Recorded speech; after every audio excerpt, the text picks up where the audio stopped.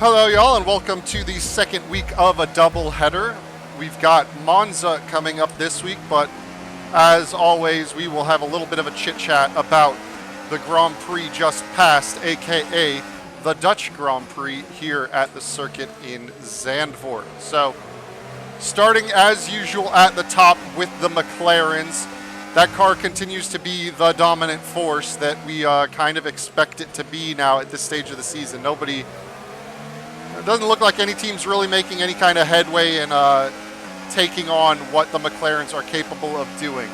Now, the surprise was after Friday and a good chunk of Saturday, you were thinking that this was probably going to be a Lando Norris kind of weekend as he led his teammate in all the practice sessions and in fact was fastest in Q1 and Q2. So it would have been a very good opportunity for Lando Norris to close the gap to his teammate, make it an even closer fight, because they were 9 points difference coming into the race, and it's a 7-point swing between P1 and 2. So an opportunity to get it to just a couple of points or even more if things went different in the race. But Oscar Piastri pulled out a fantastic lap in Q3, managed to get ahead of Lando and take pole position, and did so en route to a Grand Slam. If you're not familiar what the Grand Slam terminology is, Grand Slam is when you get pole position, you lead every lap of the race on the way to a win, and you also set the fastest lap. Grand Slams are fairly rare for a couple of reasons in the modern era, one of which is no longer as relevant because the fastest lap became kind of difficult because teams on the border of the points where they would have a free pit stop behind used to always take that free pit stop, put on like a set of soft tires and go. And the other thing that makes it tricky is you have to essentially run a strategy that you are the last one out there, because typically you very often see drivers that are in the lead come in, drop into a safe slot in the middle of the field, and then when somebody else leads the race for a few laps before the pit stops cycle out and your leader is back in lead. So big result for Oscar Piastri, of course. And it was a dominant 1-2 most of the way for McLaren, with the only real small hiccup coming from Lando Norris's challenge on lap 1, where Max Verstappen made an insane save and move around the outside of turn 2 and into turn 3. I don't know how he gathered up that car, but if you haven't seen that replay, go watch it, because he is just about sideways and manages to keep that car on the track. Eventually, though, the superior pace of the McLaren allowed Lando Norris with the DRS to get by Max Verstappen and start chasing down Oscar Piastri to fight for that lead of the race. It did lose him roughly about 5 seconds to his teammate, but once he was in clean air, it definitely became easier. Now, it becomes a little bit of a question mark, really, in situations like this, because after Lando Norris was freed up, he was taking, a good half a second or so to a second out of Oscar in the lead. Like, he took it from 5 seconds to 3 to 2 pretty quickly. The question that comes up, though, as a result of that is that because Lando was going that quickly, just like for like compared to Oscar? Or is Oscar doing what we have seen from him a couple of times this season, which is manage the gap, like conserve some tires, and then as the driver behind gets to about, 1.5 seconds or so, picks his pace up and just kind of manages it. Because while we did see Lando Norris get himself to DRS range, he only did so briefly, and it wasn't really ever close enough to mount a proper attack. Additionally, Oscar Piastri led a handful of safety car restarts in this race, and the first two where Norris was right behind him, he really caught Lando napping. The first one more so than the second, but it definitely seemed like Oscar got the better of his teammate even in the mental game. Of course, it would be all for naught Lando Norris's late, I wouldn't even say late charge. Full race charge was ended with a power unit failure. So instead of losing just 7 points to Piastri in the Drivers' Championship, he lost the full 25, which is always real tough to kind of swallow, especially in a close championship where on Friday it was looking like, oh, it may be a 2-point championship battle at the end of this week. Now it's substantially more than that. I think 34 because of the points lost. 9 plus 25, 34. That right? So definitely a big hit to Norris's championship challenge. Obviously, 9 races left to go. Engine failures can happen to both drivers, and if the opposite happens, then is right back in it. So obviously still a fair way to go in this season before it's all decided. But let's head to the next team on the list, which is Red Bull. Red Bull was one of the few teams to bring an upgrade this week. I believe Alpine and Haas were the only other ones to bring upgrades, and their upgrades were little rear brake cooling flicks and ducks, not major. Red Bull, though, did bring a new front wing to the car. That said, the change to the front wing was an increase in the size of the top flap of the front wing, the highest flap. So I would expect that it was a high downforce circuit specific change, and likely isn't something we're going to see them bring this week to Monza. We may see it come back in Singapore and some of the other high downforce tracks, but I wouldn't expect to see that wing turned around right away.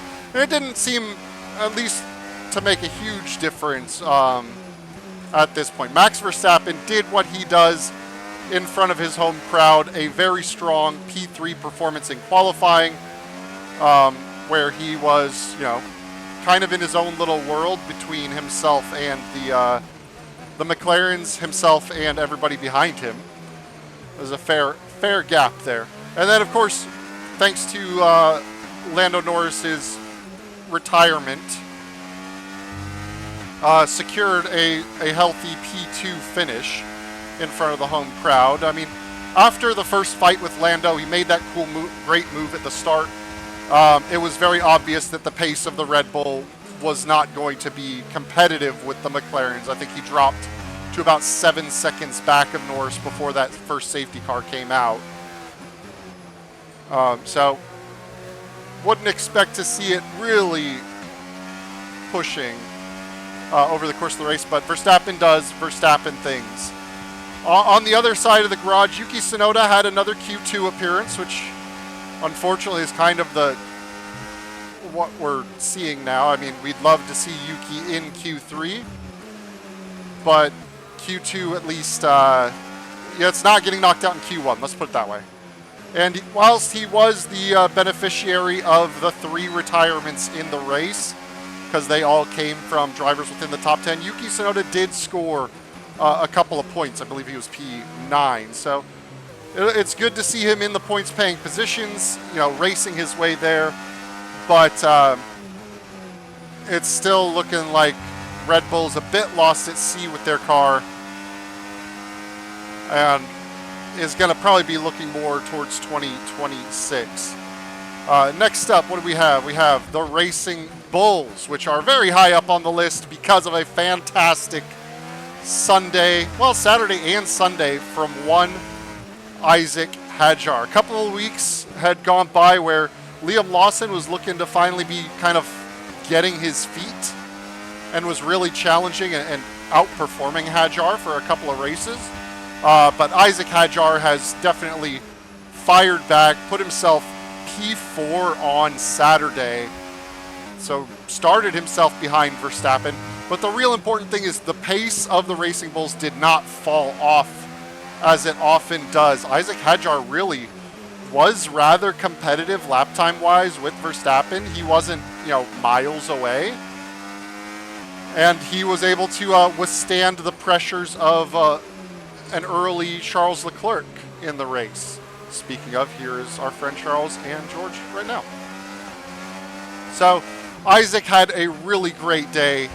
That podium is huge for the team, and for a rookie that in wet conditions didn't even make it to the starting lights in Australia, in a race where you had to work your way through some damp conditions while still on slicks. Whew. He managed to really turn in a strong quality performance and get himself onto the podium. Liam Lawson, he had one of those racecraft kind of days, an incident with Carlos Sainz that saw them both pick up punctures and damage, so they had to come into the pits, and both of their days were kind of toast after that. The incident was one of those ones that I always despise in the rules, and let's see if we can set one up. And it's that whole, if you get to the apex first, you can just run somebody out wide. And we saw it twice this weekend at the corner we're going through right now, where they kind of got to the inside of the right-hander, had their nose ahead, and just kind of forced the other car somewhere. And it's a dumb rule. I don't like it. And it resulted in a penalty for Carlos Sainz in the Liam Lawson-Carlos Sainz case. So I think Lawson could do better with his racecraft in that situation and not cause the incident. But also, everybody knows what the rules are these days. And, that incident was going to happen based upon that. So, yeah. Tough day for Liam Lawson because of the damage. He drove all right otherwise, but it's one you're not really going to get a lot of data points from out of him. In summary, though, the Racing Bulls car is looking like a manageable to drive, decent car. And this week, Isaac Hadjar was not miles away from Max Verstappen's pace. And that ought to tell you something about what that Red Bull is starting to look like. Mercedes, another strong weekend for George Russell. He was involved in one of the controversies of the weekend, which was his incident with Charles Leclerc, when Leclerc went for the overtake and there was some contact between the two. Leclerc kind of bullied his way up the inside of the left-hander. And while the stewards looked at it and said, it's inconclusive whether Leclerc went off the track or not, there are a couple issues I have just in general with that. A, even though they acted quite quickly on the Carlos Sainz Liam Lawson penalty, they didn't even judge upon that penalty, the Russell Leclerc one, until after the race, which I think is probably because it's two drivers within, point scoring positions and they don't want to play with it. But I think that's dumb. And you should, assign the rules as they are. Don't cop out. And it was, again, the whole, Leclerc was on the outside and then George Russell shut the door. So Leclerc basically went all the way off the track on the inside and completed the pass on George Russell. So a little bit of a silly one. But George Russell still finished the race in a solid position. The Mercedes looking to be a decent car overall. Contact was no stranger to the Mercedes team this weekend, as Kimi Antonelli also had an incident with Charles Leclerc. This one a bit more severe. Antonelli tried to dive up the inside of turn 3, washed up towards the top of the track on the exit, made contact with Leclerc, and took Leclerc out of the race. Spun, hit the wall, and that was day done for the second Ferrari retirement, which we'll talk about a little bit later. But so Kimi Antonelli, also that one, obviously you take a car out of the race, it's a little easier for the stewards to make a decision on it, even though I think they should be judging the action and not the result. It's always a hope that you're never really gonna see from real world professional sports because they don't want to affect the product, which I think is a cop-out because then it means the rules get applied differently. Like the Hungary incident with Verstappen and Hamilton. Verstappen absolutely did not leave space for Hamilton on the exit, but there was no contact, so they said it's fine. That means all you're going to do is cause drivers to have crashes, because if they don't want to just give up the position for free and they want to draw the penalty that they are justly owed, they have to be hit. And I think that's dumb. Really been following George around for a while here. I think my soft tires are starting to fall off. But that's kind of it for Mercedes. I mean, they're still a solid car. I think the revert to the rear suspension change has proved decent for them. We'll see how they do in a low downforce circuit like Monza this week. Who is next then? Williams. We've talked already a bit about the Carlos Sainz-Liam Lawson incident, so we won't go too far into that.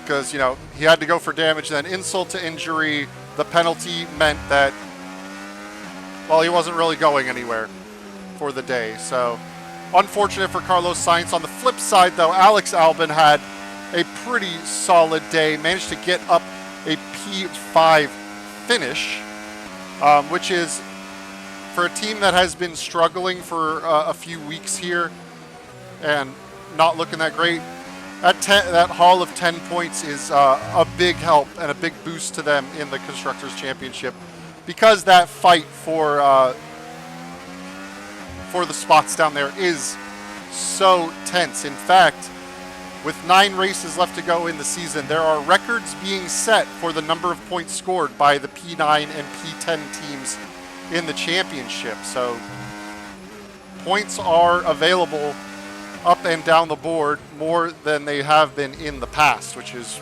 pretty cool and speaks a lot to how close the racing is at the back. But as Formula One is, there's always a team that's dominant and out at the front. Next up, we've got the Haas team, and you know it's an interesting weekend when there are 3 teams to have a double points finish, and those 3 teams are Red Bull, Haas, and Aston Martin. So, a good weekend for them overall. Oliver Behrman, you know, beating out his teammate, so Esteban Ocon still struggling against it. I mean, both of those cars started right at the back of the grid. But Oliver Behrman managed to navigate the safety car strategy changes very well and got himself into a very respectable P6 finish. Esteban Ocon also managed to grab a points finish there as well, so as evidenced by the double points finish. So both of those cars made their way up through the grid quite nicely. Although, when it comes to Esteban Ocon, if Oliver Behrman keeps outperforming him as this season comes to a close, you know, Esteban Ocon has been one of those journeyman measuring sticks. But if a rookie is coming in and you know, taking the fight to him right away, I think there's a bit of a concern that you know, Ocon's stock may be on the downward trend recently. But still some time left to go in the season. We'll see if Ocon can turn it around and show a little something. Next up, as I mentioned a moment ago, another double points team, Aston Martin. Now, even on a relatively bad luck kind of weekend, Fernando was still able to grab some points. But on the flip side that he's probably not thrilled about, it was still behind his own teammate who crashed in practice, crashed in qualifying, started dead last, and Lance Stroll still managed to finish a position ahead of Fernando Alonso. What kind of move was that, Liam? See, there's a Liam Lawson move for you. So, with Lance Stroll in P7, though, it makes for a very unique result. The top 7 spots of this race were 7 different constructors, which, we were talking about with Williams and Haas and how good the fight is from the lower place teams. It just tells you all about how close the rest of the grid actually is. Granted, the DNFs played a role and definitely helped out. We would have certainly had a McLaren 1-2 without the mechanical failure of Lando Norris. But still, 7 teams for the top 7 spots is a pretty good thing for the parity. Wow, that was a big snap. I didn't know it could jump like that. Must have bottomed out.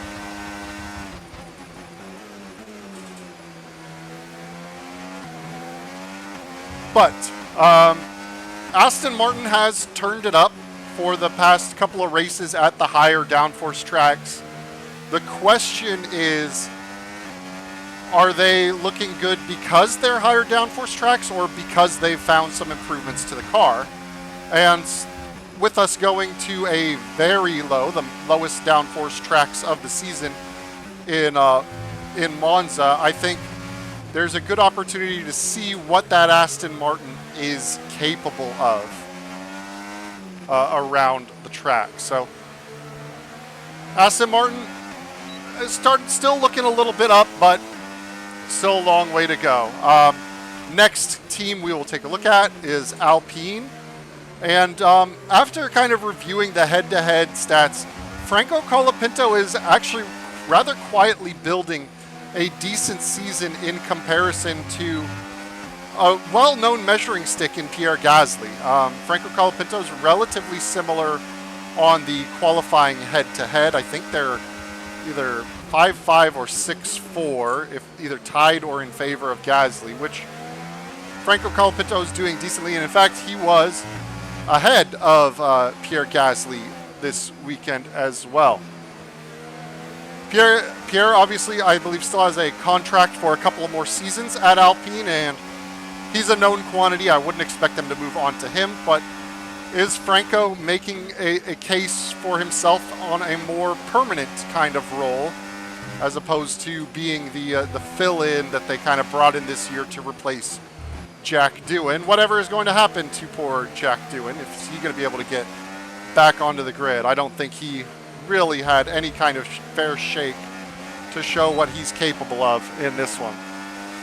Alpine is a tough team to figure out, though, performance-wise, because their management is just nuts. But I wouldn't expect a lot from them before the end of this season. I think it'll be more interesting to see what they can do if it does turn out that Mercedes has a very good power unit and Alpine is getting that Mercedes power unit next year. Alpine could get a little benefit out of it, but we'll definitely have to wait and see for that one. Next up is the Sauber team, and Gabriel Bortoleto continues to drive pretty decently. The Sauber did not look very good as a car this weekend. So it was never really in contention for those points-paying positions, even before the 3 DNFs ahead of them. But, Bortoleto seems to be doing what he can with that package.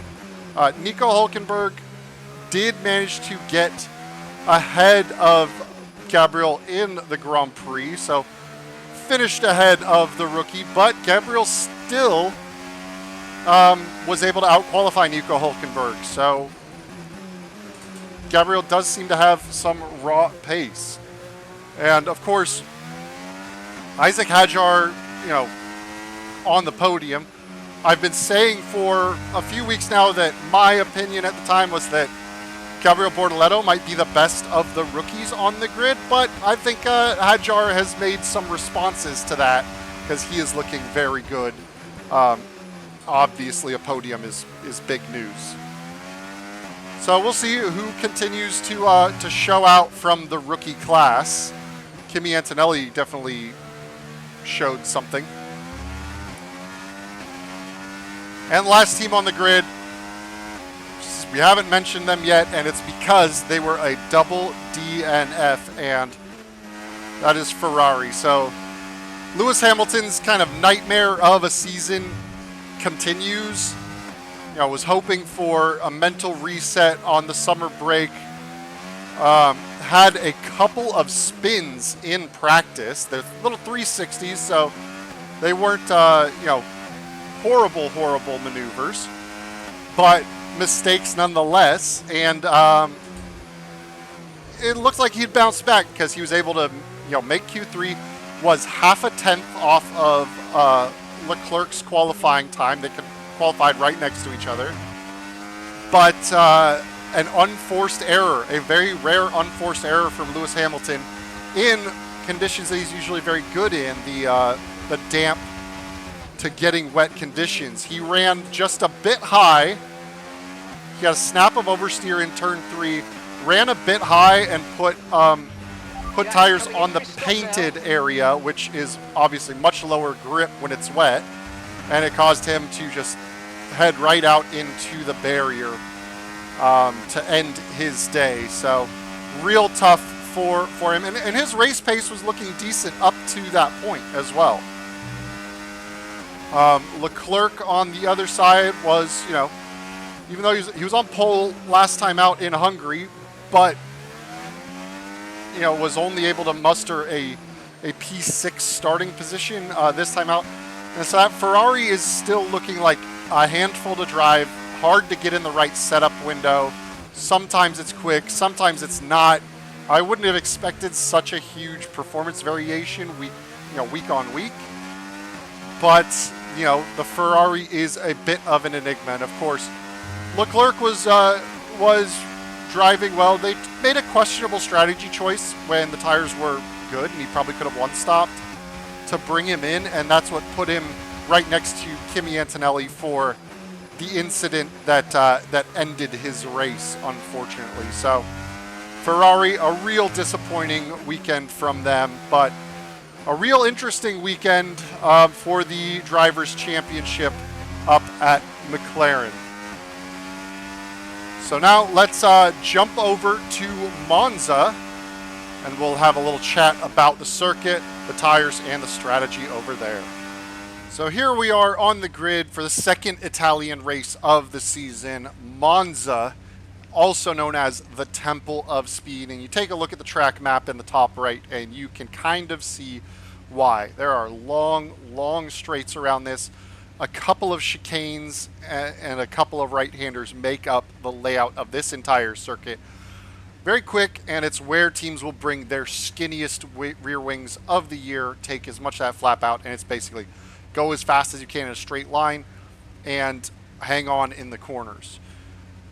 So let's take a quick trip around the lap here, and we'll point out the important areas before I talk a little bit more about what you're going to see and affect. So as you can see, getting off the line here, it's quite a long journey down to turn 1. So a fair bit of slipstream, and it is a very heavy braking zone into a very slow chicane. Now, in sim racing, Monza T1 gets memed because you haul down into the corner and it bunches up and everybody's trying to find space, and it's a tight right-left combination. Very slow set of corners, and is the home to a lot of incidents even in real life. So look potentially for chaos. Drivers taking to the runoff area, the slalom section, which they'll have to pass through if they miss the chicane on lap 1 before rejoining. After that, you head down Curva Grande, the big turn, big curve. And it is a big slipstreaming opportunity. It's flat out. And especially after coming out of the first chicane where you're a lot closer on lap 1, there's a big opportunity to get a slipstream and go for a move into the second chicane, also called Della Roggia. Oh, forgot to tell you, name of the first chicane, Retifiglio. This is one of those places that has names for all their corners. So a little bit more open of a chicane than the opening chicane. You've got this left-right combination here. Not quite as sharp. One thing to really keep an eye out for is the exit of this chicane. It is gravel all the way up to the curb, and so you will see cars getting right over to the edge, and if they dip, it drops into that gravel and you can really upset the car. Also, this chicane was the site of a pretty cool, let's spin around and drive back. Never done this before. Let's drive backwards. This is where Oscar Piastri made his move on Lando Norris last year. Let's do the spin turn. So down into the De La Roggia chicane, he went to the outside, to the inside, and was able to dive up the inside of his teammate. Lando left him the room, but then when he switched his way to the outside, you had Leclerc able to follow Oscar through and split the gap between Oscar and Lando.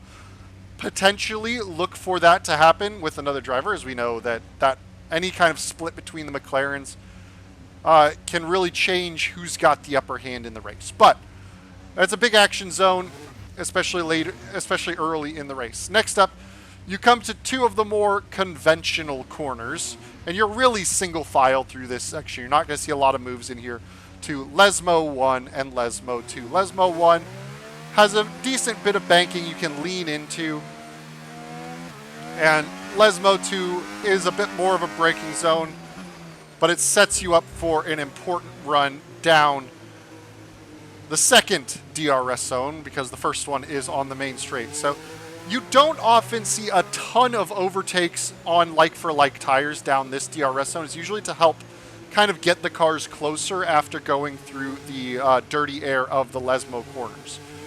But when you get a tire offset in strategy, you do see some moves down here into Ascari. The reason you don't see a ton of moves into Ascari is it's not a huge braking zone. The Ascari chicane, this left-right, left combination, is very quick. You carry a lot of speed through here. You can see it's not nearly as sharp as the others. And get a good run, because it's important to set yourself up for the next and final corner, which is that big old U-turn at the end. Also a fairly high-speed corner. Conventional name, Parabolica. They renamed it, and I always forget who it's renamed after. Yeah, I got nothing. But Parabolica, another fast right here. And this one's going to be an interesting one that is going to be where you can really tell who's got rear tires left underneath them, because it's a long curving acceleration zone where you're really putting a lot of stress on the rear tire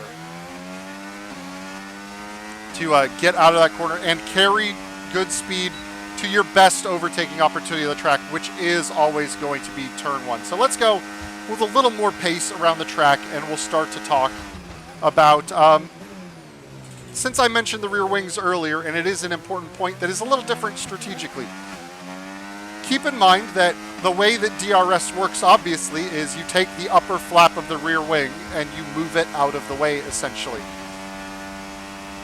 With the Monza spec wings, their upper flap is very, very skinny, almost non-existent. So when DRS moves that out of the way, it's a lot less stuff that's being moved out of the way. So DRS is not very strongly effective here. You're not going to see the same kind of gaps cut down because of DRS that you do around Hungary or Zandvoort. So that's going to be one of the things to really look for, is overtaking in spite of the long straights and the heavy braking zones. It's actually rather difficult around Monza. And so it's going to come down to strategy is going to be an important thing when it comes to trying to overtake around Monza here. And so speaking of strategy, it is one of the few tracks, well, one of the rarer tracks this year where they have not made a change to the tire compounds compared to last year. They've not gone the step softer like they've done at so many other tracks. It is the middle of the range, the the softer compounds, a C3, C4, C5. So it's a relatively soft set of tires. Not a lot of lateral Gs aside from the Lesmos. It's mostly longitudinal, which is front to back if you weren't sure what that was. So it does bring the tire changes into play. Last year we saw a majority of two-stoppers, a mixture of mediums and hards. However, the race winning strategy was one Charles Leclerc in the Ferrari, and who did a one-stop. And he did it by, he pit on the same laps that the two-stoppers got off their first set of medium tires. So it looked like he was going to two-stop, but the hard tire appears to have held on quite well last year. Oscar Piastri was doing his best to try and chase down Leclerc before the end of the race, but was unable to do so, and Leclerc managed to win in front of the home crowd. This is where Ferrari loves to win, is the Monza circuit. So hopefully can be a bit of a bounce back location for Leclerc and Lewis after a pretty tough campaign out in Zandvoort. Let's see. So, I mean, that's kind of moving straight into the storylines part, is obviously Ferrari's win, looking to battle back. And that was at a time of the year where the McLarens were quite strong. Lando had just got off the heels of winning Zandvoort by 20 seconds. So it's not like they were in that transitional period. The McLarens were very strong, and they looked very good. They were controlling most of the race. Piastri controlled most of the race up until basically Leclerc did not consent to his tires wearing down and just stayed out for the whole race. This year, McLaren, I expect, is going to be as good as ever. We'll see. This is one of the rare, very low downforce circuits, so it's been a couple of high downforce tracks that we've visited, so we'll see how they can get that in the window. One benefit of the lower downforce circuits is that the car is not pressed as hard down. You're not compressing the suspension because of aerodynamics as much at high speed. I think that may have an opportunity to help Ferrari, who has continued to have problems with their rear ride height. So they may be able to run the car at a lower height, which will give them better downforce and underfloor performance.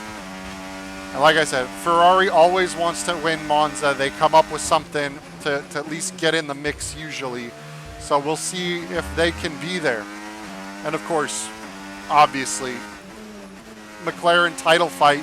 Lando Norris is going to need something big to bounce back. I mean, it would be nice to be able to bounce it back immediately, but we are in a situation where if Lando Norris beats Oscar every week out, usually with wins, he will overtake him on points. It's a 34. What's 34 divided by 7? I don't know. 5? So, I mean, he's just got to win a few races, and he's got it in the margin to still win this World Championship over Oscar Piastri. That's the big thing to look out for. Another thing to kind of look out for, rather fortuitously, as I just go down the list to select a car, I'm sitting in an Alpine. Alpine has often been oddly good at Monza, even back to their Renault days, which, even though they were not a very good power unit track, or they don't have a great power unit for a power-sensitive track, they seem to be very slippery in a straight line, as is Williams. So look out for those two. This is where we've often seen, I mean, this is where Franco Colapinto had a pretty good reserve appearance in the Williams. It was a track that earned Nick De Vries a drive from his showing, I believe. Or am I mixing up Colapinto and De Vries? Might be mixing up Colapinto and De Vries. I know De Vries had a good drive here a couple years ago, but he didn't last in F1. But look for those lower midfield teams that are not so good on the high downforce circuits, that just aren't able to create that level of downforce to look good in a track that doesn't need so much downforce. But I think that kind of covers it. looking forward to it. I mean, Monza's a track that's fun. I like to drive, and it's pretty straightforward and simple. And we'll just have to see how the racing turns out. Because on paper, you'd think, yeah, long straights we can overtake a lot. It is a tougher to overtake track than you'd expect.